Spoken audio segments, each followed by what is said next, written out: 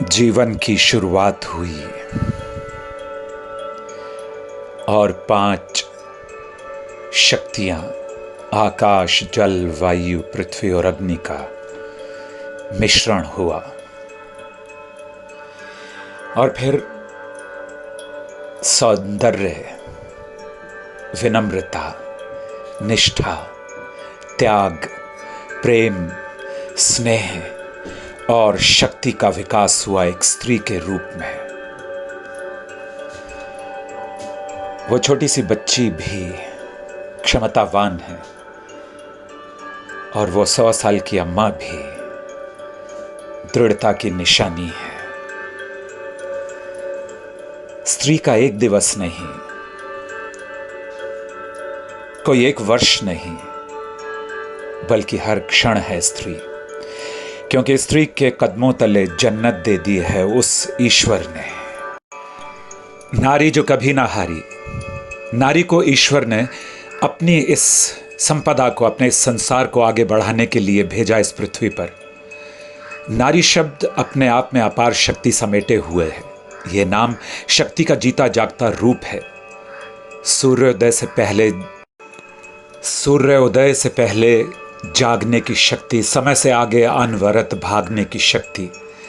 नारी की अनेक भुजाएं, किसी भुजा में धर्म कर्म है तो किसी में संतान के माथे पर प्यार भरी थपथपाहट, किसी में अपार ममत्व भरी महिला है।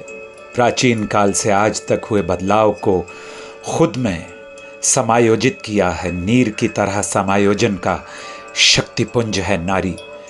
खुद को घर के कर्तव्यों में बांधती, कभी गांधारी कभी गार्गी है नारी। भक्ति का समर्पण मीरा, त्याग की मूर्ति पन्ना धाय है नारी। आन की रक्षा में हंसी के फुहारों से जौहर की प्रचंड ज्वाला को प्रज्वलित करती रानी पद्मावती। स्त्री अन्याय का विरोध करती सीता भी है नारी।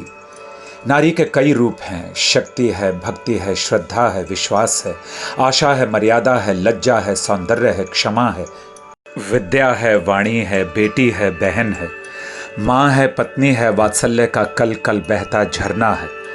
हर रूप में सम्माननीय, वंदनीय है नारी। शास्त्र कहते हैं, यत्र नार्यस्तु पूजयन्ते रमन्ते तत्र देवता। जहाँ नारी का सम्मान होता है वहीं देवताओं का वास होता है। आज नारी को वही सम्मान चाहिए जिसकी वो अधिकारिणी है। महिलाओं के प्रति नजरों में हवस, तिरस्कार और लघुता का भाव नहीं चाहिए। नारी को वो मिले जिसकी वो सदियों से अधिकारिणी है। खुद ईश्वर ने नारी को बड़ा सम्मान देकर यह संदेश दिया है कि राम से पहले सीता, अर्थात सीताराम, सीताराम, राधे श्याम, राधे श्याम।